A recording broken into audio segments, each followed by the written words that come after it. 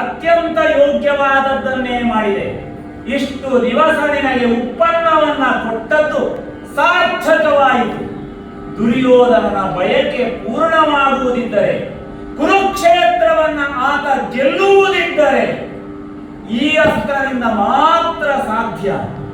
ಹೌದು, ಇಷ್ಟೊಂದು ಶ್ರೇಷ್ಠವಾದಂತಹ ಬಲಿಷ್ಠವಾದಂತಹ ಅಸ್ತ್ರವನ್ನ ಇದುವರೆಗೆ ಎಲ್ಲಿ ಅಡಗಿಸಿ ಇಟ್ಟಿದ್ದೆ?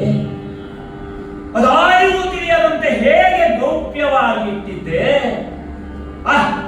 ನಿನ್ನಿಂದ ವಿಜಯಶ್ರೀ ದುರ್ಯೋಧನನಿಗೆ ದೊರೆಯಲಿದೆ. ಲೇಸು ಮಾಡಿದೆ ಕರ್ಣ. ಆಯಿತು ಇದು ಸರಳುಳ್ಳಿತೈ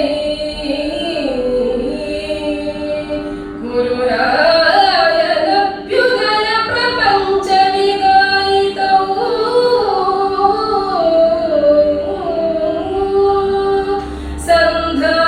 ಸಂಧಾನವು ಒಡಬಡಲೆಂದ ಚಿತ್ತದಲ್ಲಿ ಸಾಯಕವನೇ ತಿರುಗಿತೊಡು ನಿರ್ದಾಯದಲ್ಲಿ ನೆಲದ ಹುದಲ ರಾಧೆಯ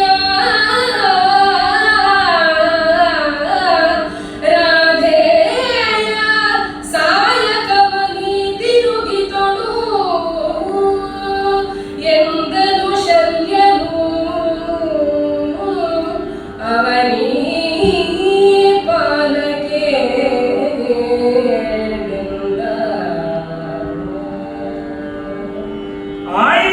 ಸರಳು ಒಳ್ಳಿತೈ. ನಿನ್ನ ಸರಳು ಖಂಡಿತವಾಗಿ ಅರ್ಜುನನ ತಲೆಯನ್ನ ಕತ್ತರಿಸಬಹುದು.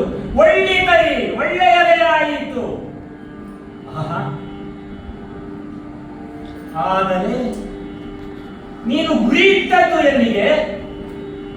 ನಿನ್ನ ಸಾಯಕದ ಗುರಿ ಅದು ಅರ್ಜುನನ ಕಂಠಕ್ಕೆ ಸರಿಯಾಗಿ ಗುರಿಯನ್ನ ಇಟ್ಟಿರುವೆ. ಇದು ತರವಲ್ಲ.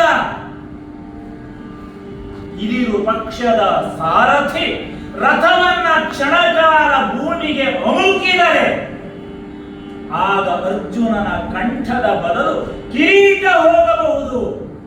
ತಿರುಗಿತಳು. ಈಗ ನೀನಿಟ್ಟ ಗುರಿ ಆಗದು.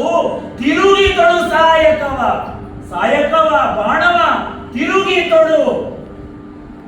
ನೀನು ಉರಕ್ಕೆ ಎದೆಗೆ ಸರಿಯಾಗಿ ಗುರಿಯನ್ನ ಇಟ್ಟರೆ ಸಾರಥಿ ರಥವನ್ನ ಭೂಮಿಗೆ ಅಮುಕಿದರೂ ಕೂಡ ಎದೆಗೆ ಬೀಳದಿದ್ದರೆ ಕಂಠ ಕತ್ತರಿಸುತ್ತದೆ.